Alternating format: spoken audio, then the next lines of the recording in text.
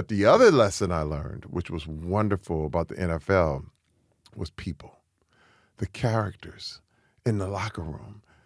I mean, when people see white chicks, I based that on real people that I knew in the NFL locker room. He was an athlete, but he was a basketball player. But Latrell was based on real people. Was this guy called Latrell too? Yeah, no, he wasn't called Latrell. But I'm not going to say his name. You know who he was. But I knew. I said, "Oh, this is this guy." He'd be like, "Excuse me, my beautiful black sister. Could you pass this number to that white girl right behind you, please?" And it was like, "What in the world, this dude?" He's like, "Ooh, look at that right there. That's a snow bunny, boy." And wait, I knew guys. They were like. They wanted the blonde, blue-eyed, and he's darker than me, but he was like, oh. And I said, this is the guy. This is the guy. But all my characters were like that. It was somebody in the locker room that I could really pin into, even when I did Friday After Next with Ice Cube, and I did even Expendables. There were characters and people that I could channel.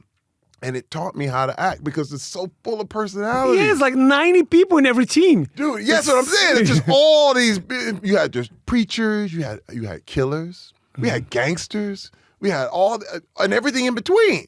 You had the nice guys, you had the country guy. Hey, what up, man? How y'all doing? You're like, everybody was in there. And I was like, oh, I could base something. It was like character study. You know what I mean? And so there were people who were like policemen. They were busy with their uniforms and business and the way they studied. And I was like, oh, like that guy, you know? And I remember just channeling characters and people. The best thing about being an actor is that you gotta live real life. The best actors live.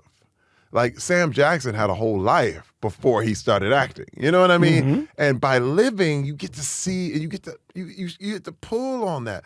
But when you see a young actor who's never lived, it's hard.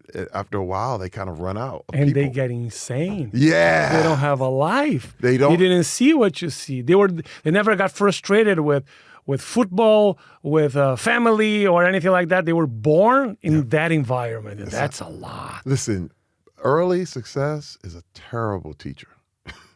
You know what I mean? If you get it too early and you're like, oh, well, that's it. I won. Yay. It's horrible because it doesn't teach you how to overcome anything. So the minute you go on the obstacle, it's like, oh no, they crumble. You know what I mean? And that's the thing. It's like